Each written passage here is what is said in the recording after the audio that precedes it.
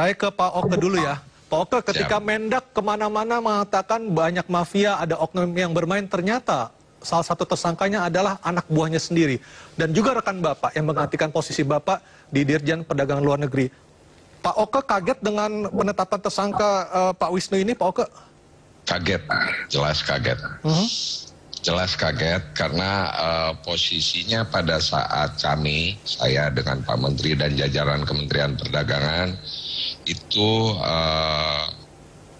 dengan kita lebih konsentrasi ke distribusinya, pengalirannya, distribusinya yang pada kenyataannya ternyata juga langka, dan kalaupun ada harga meningkat.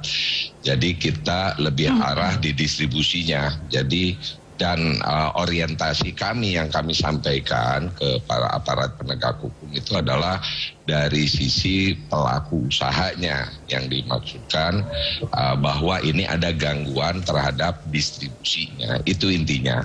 Dan ternyata ya kaget, dan sejak proses penetapan tersangka tersebut, Pak Menteri langsung mengumpulkan kami, dan tadi seperti disampaikan Pak Menteri, kami diinstruksikan untuk membantu proses penegakan hukum yang tengah berlangsung tersebut. Baik, Kejaksaan Agung mengatakan Pak Wisnu ini membantu adanya ekspor CPO meskipun secara prosedural tidak memenuhi syarat ketiga dari produsen sawit tersebut. Sampai sejauh mana pengetahuan dari Menteri Perdagangan M. Lutfi dalam kasus ini, Pak Oke? Maksudnya gimana? Ya, artinya apakah ini murni hanya kebijakan dari seorang dirjen saja, ataukah seharusnya ini juga menjadi ranah dari seorang Menteri Perdagangan? Saya kira itu nanti hasil lidiknya dari penegak hukum, dan saya tidak bisa ini karena tadi ini pun adalah suatu hal yang mengagetkan kami. Pak Oke sudah ikut diminta keterangan oleh Kejaksaan Agung, Pak Oke? Sudah. Baik, saya ke Pak Bayu dulu, Pak Bayu Krisnamurti sebagai mantan Wamendak 2011-2014. Kalau Bapak melihat kasus ini, Pak Bayu, apakah ini memang murni hanya domainnya Dirjen saja, ataukah ada pihak-pihak lain di Kemendak yang juga ikut serta dalam kasus ini, Pak Bayu? Kita perlu lihat regulasi yang ditetapkan ya, dan biasanya untuk persetujuan impor atau ekspor itu memang diselesaikan pada level teknis. Ya, tidak lagi naik ke pimpinan tertinggi. Bahkan dalam sistem Kementerian Perdagangan yang pada dulu tahun 2014 saya ikut membangun, dan saya tahu sekarang sudah hampir 100% semua diimplementasikan, adalah menggunakan elektronik Inatrade, bukan, perizinan elektronik. Ya. Jadi sistemnya tidak lagi ketemu orang dengan pemohon dengan pemberi izin, dan itu semua dilakukan pada level teknis ya, dengan menggunakan basis Inatrade itu. Memang bahkan sepengetahuan saya sebelum kebijakan minyak goreng yang baru, ekspor minyak goreng itu memang bebas. Itu bahkan tidak perlu ada izin dari dirjen atau apapun, sepanjang dia sudah bisa mengisi Inatrade, maka dia bisa melakukan ekspor sendiri. Tapi itu kondisinya normal kan? Ya. Nah, setelah kebijakan DMO DPO memang sengaja dihambat ekspornya untuk bisa memberikan pasokan ke dalam negeri. 20% untuk DMO dulu terlebih dahulu, baru bisa ekspor ya Pak Bayu ya? Iya, jadi baru memenuhi ketentuan DMO kan begitu. Memenuhi kalau sebab itu harus ada proses assessment, dan di situ sistem mungkin pasti perlu sedang dalam proses membangun untuk supaya bisa elektronik. Tetapi disitulah sebenarnya kemudian proses untuk mengambil keputusan oleh Dirjen. Oke, baik. Apakah ini juga artinya ada celah sebenarnya dari sistem yang telah dibangun melalui sistem elektronik tadi, ternyata masih bisa dimanfaatkan jalur-jalurnya untuk adanya dugaan transaksional seperti itu? Ya, sebenarnya sudah sangat diminimumkan ya dengan elektronik. Tapi itu tadi, ini kan ada perubahan kebijakan. Ya, sistem yang lain semua sudah tetap menggunakan basis elektronik, tidak ada tatap muka, tidak ada komunikasi. selain paper, selain surat menyurat, alat-alat bukti dan sebagainya. Tapi karena ini perubahan kebijakan, maka di situ kemungkinan terjadi. Jadi menurut saya ini adalah sebuah situasi yang sangat kasuistis ya, dengan situasi yang case by case ya harus dilihatnya. Makanya penilaiannya juga harus demikian menurut saya. Baik, saya ke Pak Amin Akram. Pak Amin, Komisi 6, komisi tempat Anda bekerja di DPR, pernah mencecar Pak Wisnuwardana ini soal minyak goreng. Apakah ketika Komisi 6 menggunakan haknya untuk bertanya kepada Ditjen Perdagangan Luar Negeri, juga sudah mulai terbuka adanya praktik atau permainan yang tidak beres untuk urusan ekspor CPO ini, Pak Amin? Ya, jadi waktu RDP dengan kita, ya kita belum bisa membaca itu. Justru kita menuntut mitra kita, dalam hal ini Kementerian Perdagangan, yang 2 kali Menteri Perdagangan dan punya bawahan dirjen atasan presiden, untuk memberantas para mafia minyak goreng. Saya menggunakan istilah itu karena istilah ini sudah keluar dari lisannya Pak Menteri Perdagangan ketika rapat dengan Komisi 6. Mafia minyak goreng ini benar-benar jahat, begitu kata Pak Menteri gitu. Ya, dan kita sebagai mitra, kita legislatif melaksanakan fungsi pengawasan, menuntut pemerintah untuk menyelesaikan ini secara tuntas gitu. Pasti ini ada yang tidak beres, dan ini terbukti dengan ditersangkakannya Dirjen Daklu, Kemendak. Ini bukti ada kolusi antara penguasa dan pengusaha yang menyebabkan terjadinya krisis minyak goreng ini. Baik, kalau tadi Pak Bayu dan juga Pak Oko sudah mengatakan memang sudah ada sistem secara elektronik yang untuk meminimalisir terjadinya kontak tatap muka ataupun pertemuan antara swasta dengan regulator, dalam hal ini pemerintah, untuk meminimalisir terjadinya kecurangan ataupun kolusi seperti itu. Apa yang salah kalau menurut Komisi 6 dengan kondisi ataupun dengan kejadian yang terjadi saat ini, Pak Amin? Jadi namanya sistem itu kan terdiri dari perangkat-perangkat dan juga ada teknologi, juga ada faktor manusianya. Tetap yang berpengaruh dalam sistem itu kan manusia gitu. Buktinya yaitu tadi masih ada dan banyak ditemukan persetujuan ekspor untuk eksportir yang sebelumnya belum memenuhi syarat untuk ekspor. Dalam hal ini waktu masih Kemendak nomor 6 tahun 2022 yang berlakukan, kan syaratnya harus memenuhi DMO 20% dan memberikan CPO dengan harga yang ditentukan oleh SE Kemendak tersebut ya, 9.300 untuk CPO dan 10.300 untuk pelin. Nah, baru setelah memenuhi DMO dan DPO itu, baru mestinya para pelaku usaha ini bisa mendapatkan PE. Ya, tapi kenyataannya kan banyak yang terjadi kasus ekspor ilegal ini. Nah, itu kan berarti ada kolusi antara penguasa dan pengusaha. Baik, kalau kalau Pak Amin atau DPR melihat sudah ada pemetaan, ada 1 orang dirjen yang menjadi tersangka dan juga 3 orang dari pihak swasta juga ikut menjadi tersangka, apakah ini sudah menjawab adanya mafia besar di balik masalah minyak goreng ini, Pak Amin? Ya, kalau kami menyoroti pertama Pak Dirjennya ya, ini bagian dari pejabat pemerintah. Ya, tentu apakah hanya Dirjen ini yang bermain atau yang ada yang lain, nah, kita nggak tahu. Kita minta tentu saja aparat hukum untuk membuktikannya.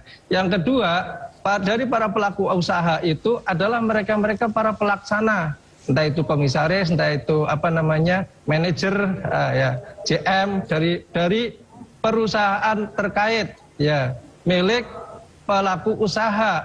Nah, selama ini kecurangan yang dilakukan oleh beliau-beliau yang sekarang ditersangkakan itu, khususnya para pelaku usaha ini, apakah hasilnya itu dinikmati oleh pribadi-pribadi tersebut atau masuk ke perusahaan? Nah, itu kan juga harus diusut. Ini akan menentukan juga, oh ini orang ini sebetulnya bermain pribadi nih, atau sebetulnya dia bermain curang bagian dari sistem perusahaan itu. Itu harus dibuktikan juga oleh para pelaku usaha, para aparat hukum kita.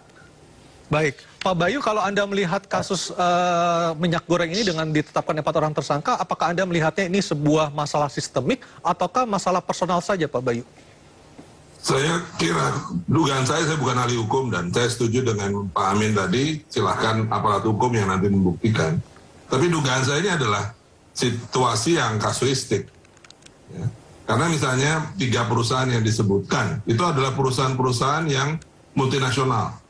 Mereka melisted ke berbagai pasar saham dengan pemegang saham yang datang dari berbagai negara.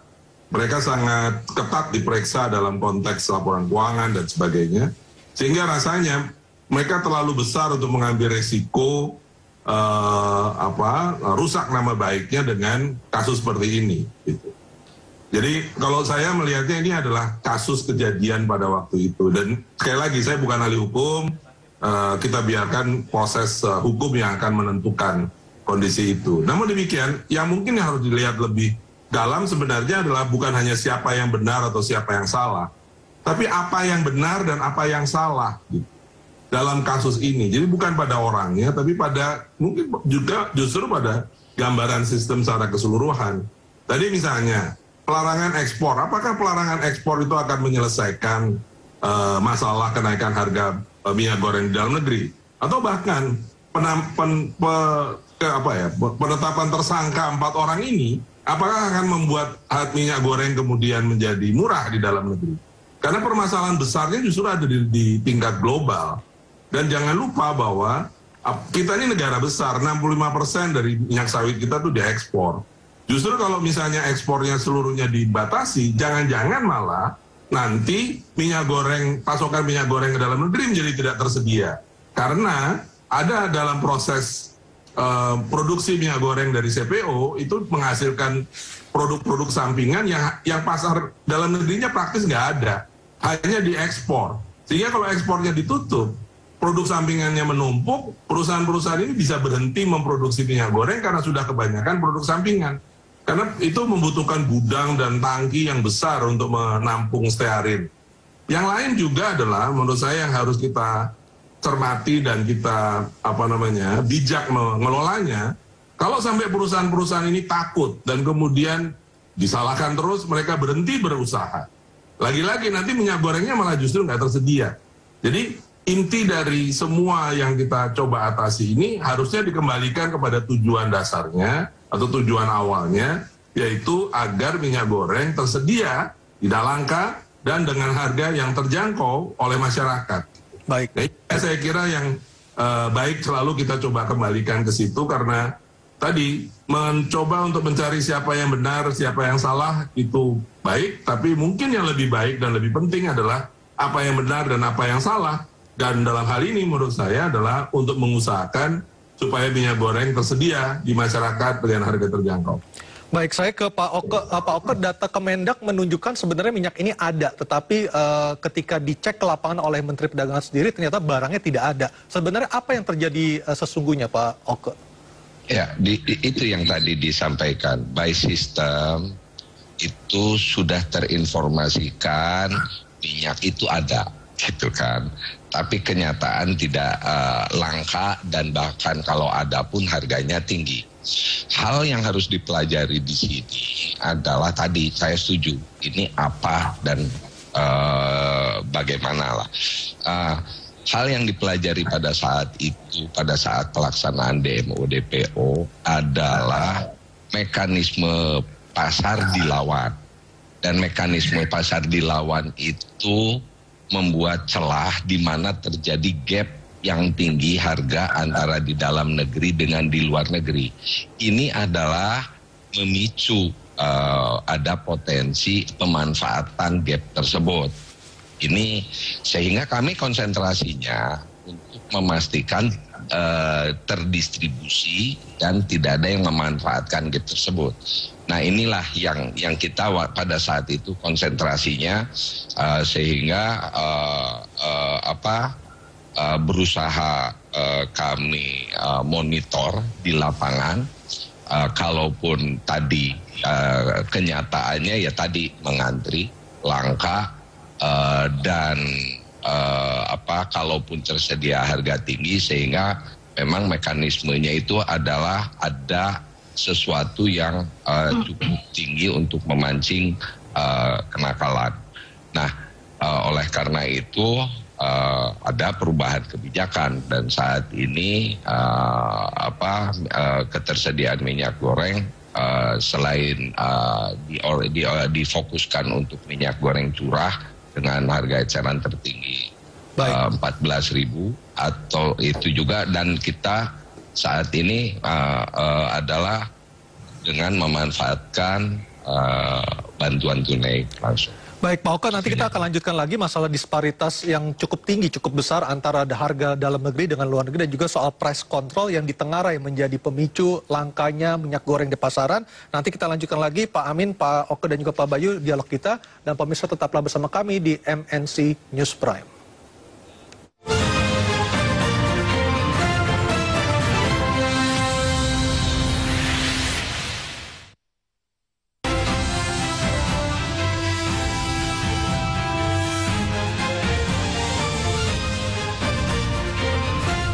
MNC News Now di MNC News.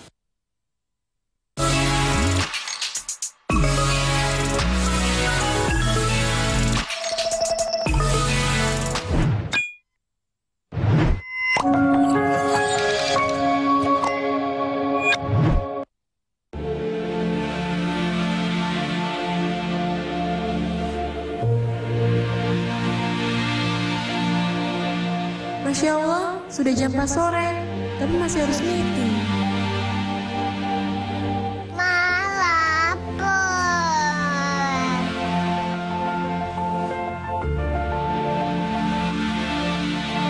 Sayang, sabar ya. Sebentar lagi buka puasa. Nanti ketemu masak aja ya? Oke?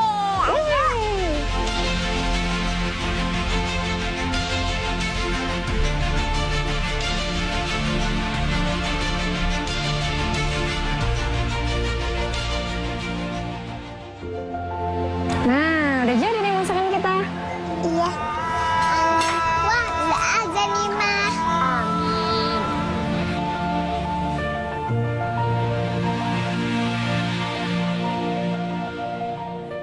Wahai sahabat, Ramadan selalu menjadi momen spesial untuk kita semua. Dan MNC News juga selalu menghadirkan banyak program spesial untuk pemirsa tercinta. Dari waktu sahur, ngabuburit, hingga waktu santap malam yang amat syahdu. Ilangga, Jejak Muslim, Syari, Quran Inspiration, Live Salat Tarawih dari Mekah, Itahsi, Cahaya Hati Indonesia. Program spesial Ramadan MNC News. Setiap hari di MNC News. iNews Malam, hanya di MNC News.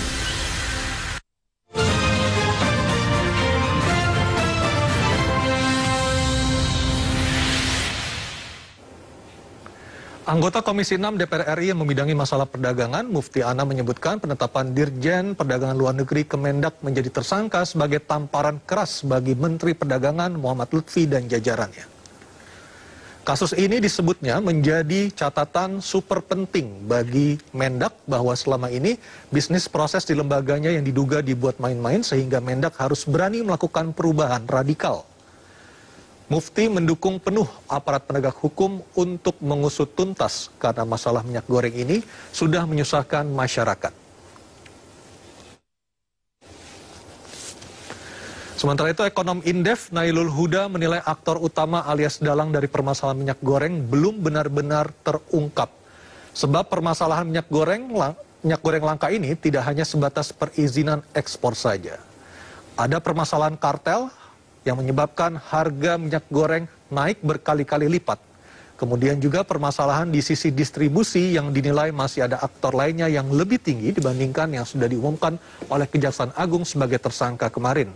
Terlebih setelah adanya BLT minyak goreng yang bisa memberikan keuntungan hingga 1,12 triliun rupiah kepada para mafia minyak goreng.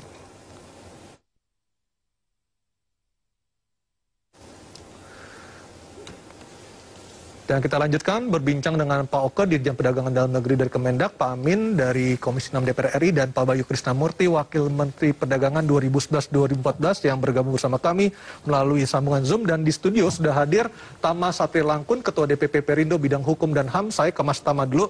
Mas Tama, sebagai orang yang lama di ICW, lama memperhatikan masalah hukum di negeri ini, Anda melihat seperti apa? Tiba-tiba Kejaksaan naik mengambil alih kasus ini, polisi diam, KPK pun tidak bergerak. Apa yang bisa Anda baca dari kasus ini? Saya melihat ada beberapa hal menarik ya. Tentu kita akan berangkat dari penetapan tersangka dan pernyataan resmi dari Kejaksaan Agung.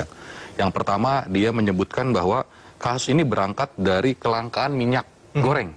Artinya dia coba merelasikan bahwa ada indikasi perbuatan pidana, sudah ada penetapan tersangka, akibat apa? Ini urusan dari kelangkaan minyak goreng. Jadi ini nggak main-main. Karena apa? Dia menjelaskan bahwa masalah besar yang terjadi hari ini di Indonesia, soal kelangkaan, itu ada hubungan dengan kasus yang ditangani sekarang.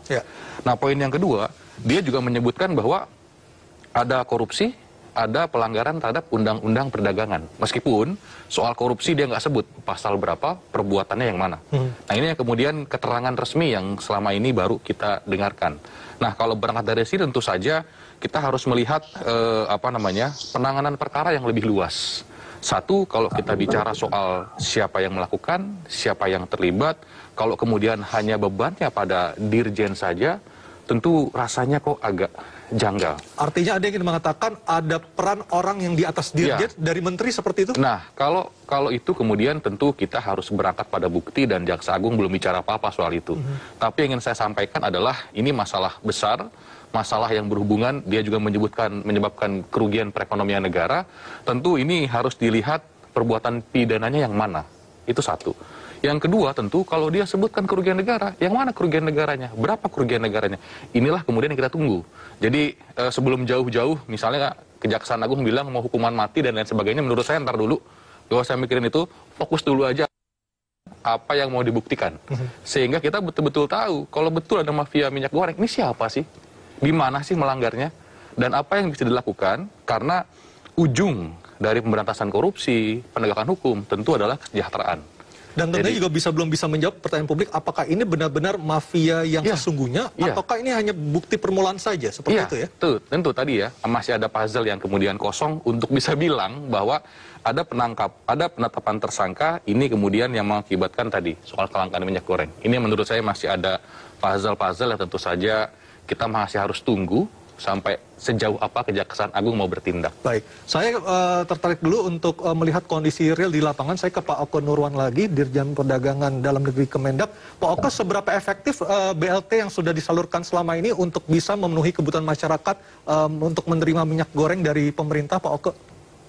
Efektivitasnya tentunya dari penyaluran dan pemanfaatan BLT-nya. Itu yang tidak bisa sampaikan, tidak bisa saya monitor, Pak.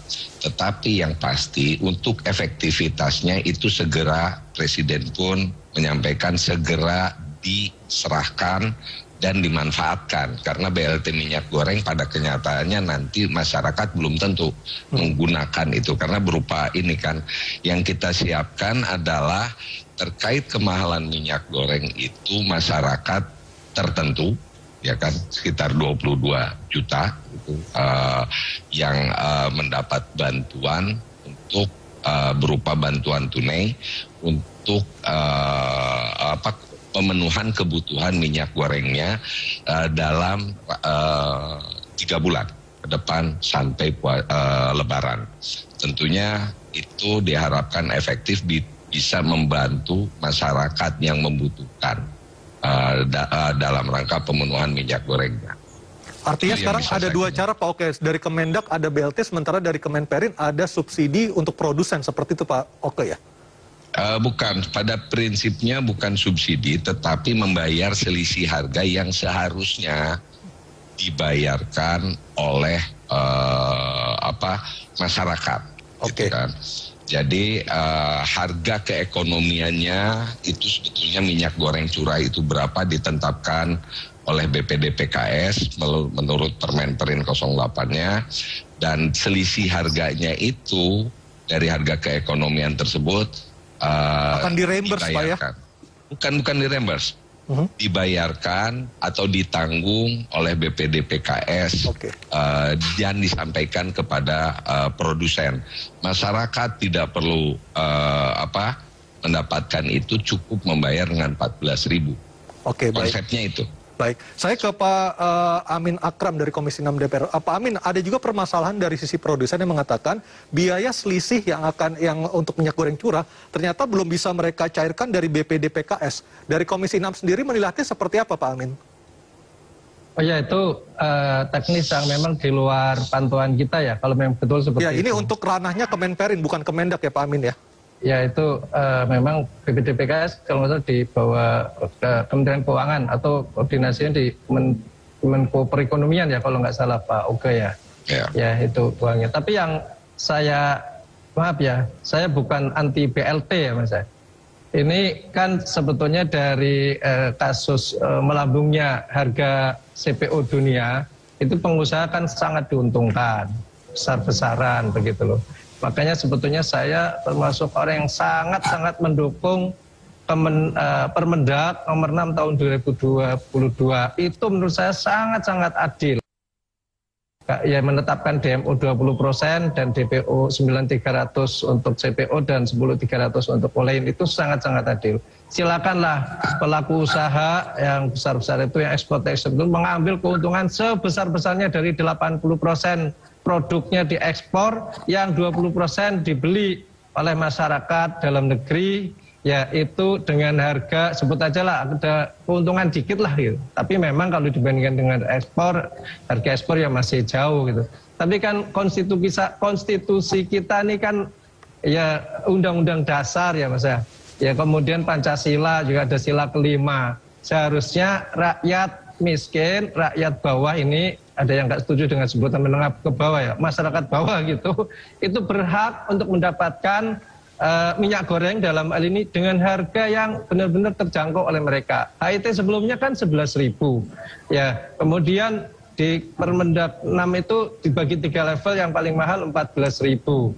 Nah, ternyata tidak bisa terkawal dengan baik oleh pemerintah. Padahal pemerintah tahu ya, sejak pengusaha itu mengurus izin perkebunan sawitnya, kemudian mengurus izin pendirian pabriknya, mengurus izin terus distribusinya, semuanya pemerintah itu tahu di mana tempat-tempat penyimpanannya. Dan juga apalagi sudah dikembangkan sistem simirah gitu ya. Mestinya ya krisis ini tidak layak terjadi gitu, karena 20% itu sangat memenuhi kebutuhan masyarakat dan hampir 10 juta ton ya, 20%. Pak Amin, minyak goreng ini menjadi masalah dari setiap era presiden seperti itu, dan tentunya tidak terlepas dari keputusan politik dari pemerintahan yang sedang berkuasa. Apakah Anda juga melihat adanya proses atau pemberian BLT ini terkait dengan keputusan politik? Ya, BLT ini kan seharusnya, ya saya berharap itu sumbernya itu dari BPD PKS, yang diambil dari pungutan ekspor, untuk ekspor-ekspor yang kalau bisa dinaikkan gitu loh Mas. Bukan diambilkan dari dana PEN, dari klaster pelindungan masyarakat, yang itu membebani APBN kita lagi gitu.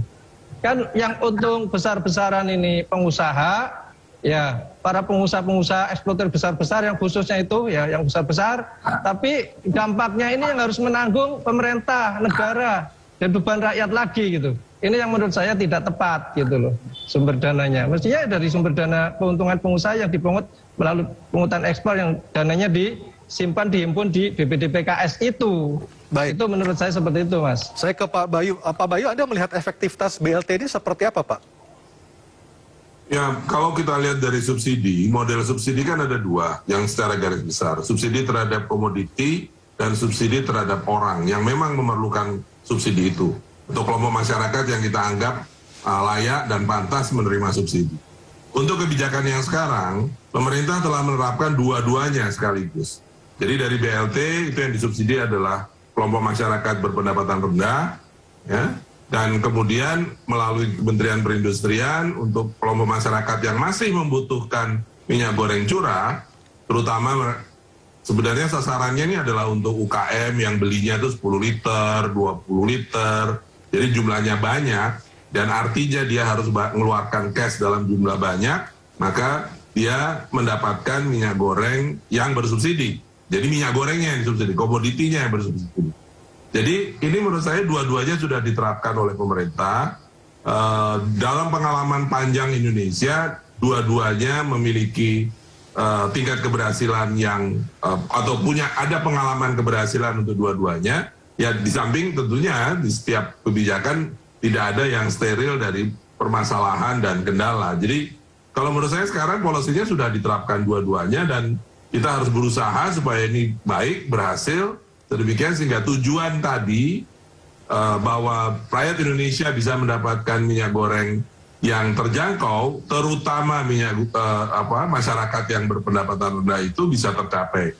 Baik. Untuk masyarakat berpendapatan rendah yang ingin mendapatkan kemudahan dalam mengkonsumsi, yaitu dengan membeli minyak goreng kemasan, misalnya di minimarket yang ber-AC, ya dia bisa tetap beli dengan harga keekonomian yang lebih mahal, tapi dia sudah didukung, sudah di-backup dengan BLT gitu. Jadi dia bisa menggunakan itu untuk memenuhi kebutuhan minyak gorengnya. Jadi 2 jalur itu sudah diterapkan oleh pemerintah sekarang. Baik, kita akan lanjutkan lagi nanti Bapak-Bapak dialog kita usai pariwara dan kita akan kembali lagi sesaat lagi. Tetap bersama kami di MNC News Prime.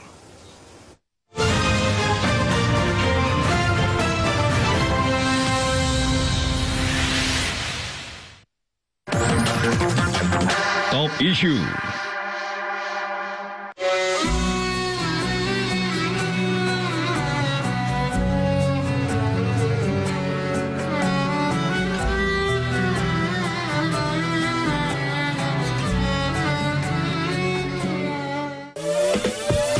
Nikmati waktu sore bersama rangkaian informasi terkini. Partai Perindo menggagas koalisi partai non-parlemen untuk mengusung capres dan cawapres pada pemilu 2024 nanti. Melihat beragam peristiwa dari potret kehidupan negeri kita. Warga diimbau tidak membeli minyak goreng secara berlebihan dan panik buying untuk mencegah kelangkaan minyak goreng di pasaran. Jangan lewatkan MNC News Now. Di MNC News.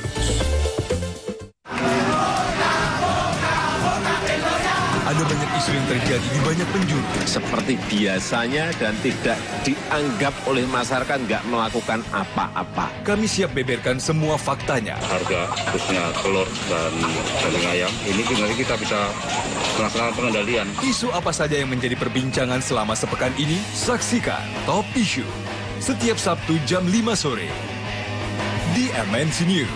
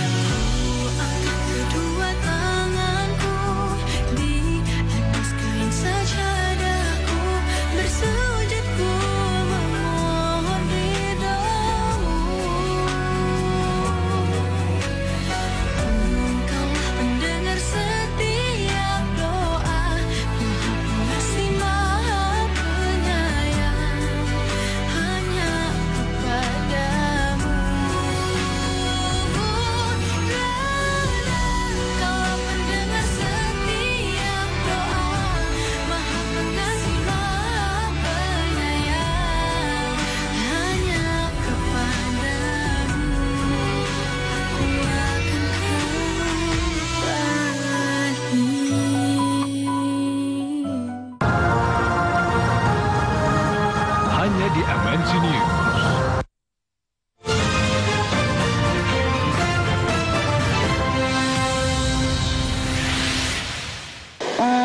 Sebenarnya yang paling utama kalau menurut saya ya, bentuk perizinannya itu seperti apa sehingga bisa terjadi seperti itu. Sebenarnya kalau aturan sudah ada, diterapkan dengan baik, saya yakin itu nggak terjadi. Ini pasti banyak kelonggaran sana-sini sehingga itu bisa jadi seperti ini. Semoga sih bisa dihukum seberat-beratnya ya, terus juga nggak main dilepas gitu aja hukumannya, terus semoga harga minyaknya juga setelah tertangkap bisa normal kembali ya seperti sebelumnya gitu. Sebetulnya itu hal yang lucu ya, maksudnya gini, kita kan negara produsen minyak terbesar di dunia, tapi kok sampai terjadi kekurangan seperti ini kan aneh gitu. Ya mestinya sebagai pejabat yang mesti memahami kondisi Indonesia benar gimana gitu loh Mbak. Ya kita juga prihatin dengan kondisi itu sih, ya tapi alhamdulillah sudah tertangkap orangnya gitu loh Mbak. Menurut saya sih sebagai abdi negara tentunya sangat mengecewakan ya, apalagi kan mereka sudah punya amanat untuk ya memberikan kesejahteraan untuk rakyat dan mereka juga bekerja untuk rakyat juga dan negara. Sangat disayangkan sih untuk perbuatan seperti itu. Saya kira bagus. Cuma kejaksaan ini KPK ini kalah sama kejaksaan. Harusnya KPK di situ yang berperan, bukan kejaksaan. Saya salut, ini bagus. Kayaknya masih ada satu lagi yang mungkin di atasnya ini ya, di atasnya Pak IWW ini mungkin ya. Baik, kita lanjutkan dialog tentang minyak goreng yang telah menetapkan 4 orang tersangka kemarin oleh Kejaksaan Agung. Saya ke Mas Tama dulu. Mas Tama, biasanya ketika konfres itu diikuti dengan pasal atau undang-undang apa yang dilanggar. Nah, sampai kemarin itu tidak ada statement resmi dari Kejaksaan Agung, dari Pak Jaksa Agung tentang apa yang dilanggar oleh 4 orang tersangka ini. Iya, kalau dari perbuatannya kan sebenarnya diuraikan ya oleh pihak Kejaksaan. Tapi Kejaksaan Agung dalam hal ini misalnya sudah menetapkan tersangka. Nah, logika hukumnya, kalau tersangka itu kan berarti sudah ada tindak pidananya. Nah, apa nih pidananya? Dia sebutlah korupsi, tapi korupsi kan 7 jenis. Ada yang suap menyuap, ada yang soal kerugian negara, ada pemerasan, dan lain sebagainya. Nah, dalam konteks kasus ini yang kemudian menjadi penting kita bagi masyarakat untuk sama-sama mengawal ya. Karena apa? Karena kalau kemudian kita bicara soal kerugian negara, tentu berapa kerugian negaranya? Terus kemudian kalau bicara soal kerugian negara, siapa yang diuntungkan? Nah, ini yang kemudian menjadi penting untuk meminta pertanggungjawaban orang-orang yang diuntungkan secara tidak sah. Jadi saya mau pisahkan antara soal bisnis murni yang kemudian dapat keuntungan dan mana yang kemudian akibat tindak pidana korupsi. Nah, ini yang kemudian juga penting untuk dijelaskan agar para pihak-pihak yang memang berbisnis secara benar itu kemudian tidak ketakutan. Jadi harus betul-betul clear dilihat ini korporasi di mana sih perannya. Nah, ini yang kemudian kita masih menunggu bagaimana kemudian keterangan resmi dari Kejaksaan Agung terkait dengan hal ini. Baik, kita akan sama-sama menunggu, mungkin beberapa hari mendatang akan disampaikan rilis lebih lanjut oleh Jaksa Agung ya. Saya ke Pak Oke dulu. Pak Oke, dengan kondisi seperti ini, pertanyaan masyarakat, apakah mungkin harga minyak goreng akan turun kembali dengan adanya BLT dan juga adanya saluran ataupun penyaluran bantuan bagi produsen minyak goreng, Pak Oke? BLT dan itu tuh bukan untuk menormalkan, itu adalah kekhususan, Pak. Jadi kalau kita berbicara harga normal, tentunya minyak goreng mengikuti harga CPO, Pak. Itu yang normal. Nah, ini ada program pemerintah di tengah tingginya harga minyak goreng dan BLT itu untuk membantu, gitu kan. Kalau ceritanya kembali ke normal mengikuti harga CPO internasional tentunya, dan posisi harga pasar itu adalah yang normal. Jadi kita tidak berbicara kembali, tapi bagaimana karena kita itu produsen memastikan sawit terbesar dan memastikan masyarakat menikmati minyak goreng dengan harga yang terjangkau. Itu permasalahannya. Baik, Pak Amin, kalau kita melihat dari struktur biaya sebuah brand atau sebuah kemasan, tentunya ada harga CPO, lalu ada juga harga brand itu sendiri, dan juga harga produksi dalam kondisi yang lain. Nah, dari DPR sendiri, apa yang akan Pak Amin lakukan bersama teman-teman di Komisi 6 untuk memastikan rakyat mampu membeli minyak goreng dengan harga terjangkau, Pak Amin? Ya, karena ini sudah menjadi keputusan pemerintah ya, untuk struktur harga minyak goreng yang curah 14.000 per liter atau 15.500 kurang lebih per kilo, dan kemasannya kan 24.000. Nah, kita ya dari DPR, karena ini sudah menjadi kebijakan pemerintah, ya ingin meminta lah ya pemerintah untuk segera menyediakan minyak goreng curah dengan harga sesuai yang ditetapkan oleh pemerintah 14.000 per liter itu dalam jumlah yang cukup, masyarakat mudah untuk mendapatkannya. Ya, karena sampai saat ini beberapa hari yang lalu saya turun ya ke Pasar Bogor itu, ya ada memang minyak goreng curah, tapi stoknya sangat-sangat terbatas, sehingga pedagang itu hanya mampu melayani pelanggannya 1 kilo atau maksimal 2 kilo. Dia juga nggak mau ingin ditawar pelanggan yang lain yang nggak kebagian gitu kan. Dan ini kan berarti pedagang yang tadi dikatakan oleh Pak Bayu ingin membeli lebih sedikit karena dia adalah produsen, mereka penjual gorengan atau apa, yang memang kebutuhannya mungkin sehari 5 liter, itu kan nggak bisa. Jadi mereka sangat terhambat ini, bisnis kecil-kecilannya itu, dan tentu sangat menurun nanti pendapatannya. Dan pada saat yang bersamaan, mereka harus membeli dengan harga 20.000 per kilo. Itu kan masih 4.000 sampai 5.000 rupiah di atas HET.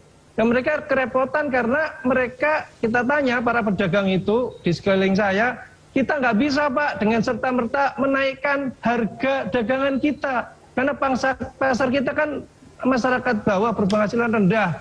Itu sangat sensitif dengan kenaikan beberapa rupiah saja itu.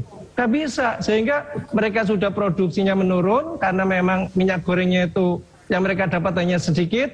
Kemudian diikuti dengan kebutuhan bahan baku yang lain juga meningkat harganya, mereka pada saat yang bersamaan tidak bisa menjual dagangannya itu, tidak bisa menaikkan dagangannya. Baik. Jadi ini terpukul dari kanan kiri atas bawah ini Mas pedagang itu. Baik, saya ke Pak Bayu. Kita minta pemerintah segera menyediakan jumlah minyak goreng ini dengan harga yang cukup, yang curah, dengan harga yang sesuai HIT gitu. Kita nggak menuntut dengan harga yang lama HIT 11.000 misalnya gitu, nggak seperti itu. Baik, terima kasih Pak Amin. Saya ke Pak Bayu. Pak Bayu sebagai mantan orang pemerintah dan sekarang sudah berada di luar pemerintahan, apa yang bisa Bapak sarankan kepada masyarakat untuk bisa memanage ekspektasi mereka mengenai harga minyak goreng ini, Pak Bayu? Kalau saya sarankan mereka yang sudah dapat BLT itu nggak usah berusaha untuk mendapatkan yang curah.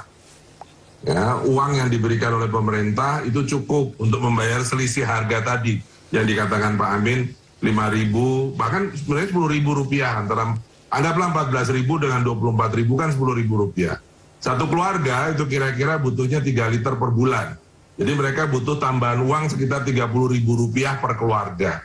BLT yang diberikan oleh pemerintah lebih dari cukup untuk itu. Jadi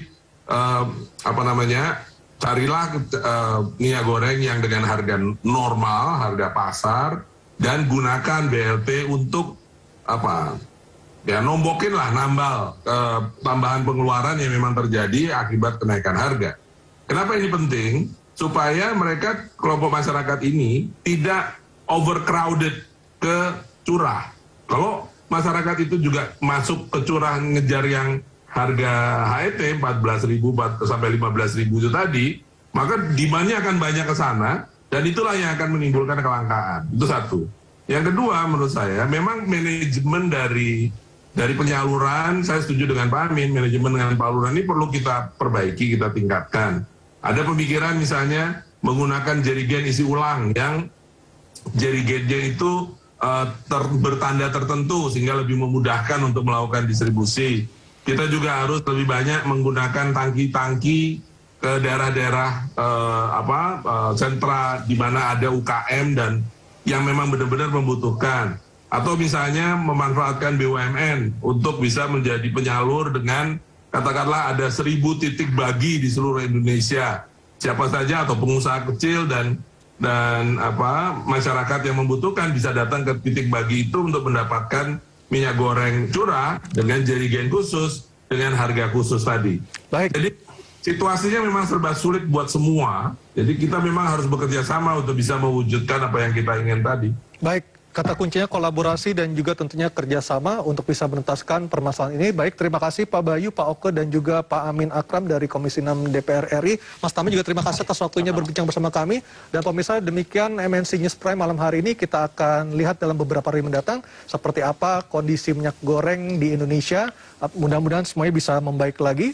Dan mari berbagi untuk masyarakat yang terdampak bencana di tanah air melalui program MNC Peduli. Tetap patuhi protokol kesehatan. Saya Aryo Ardi, sampai jumpa dan selamat malam.